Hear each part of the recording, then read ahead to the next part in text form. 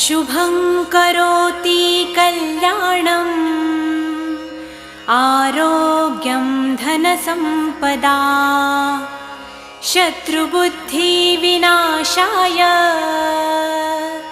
दीपज्योति नमोऽस्तु ते।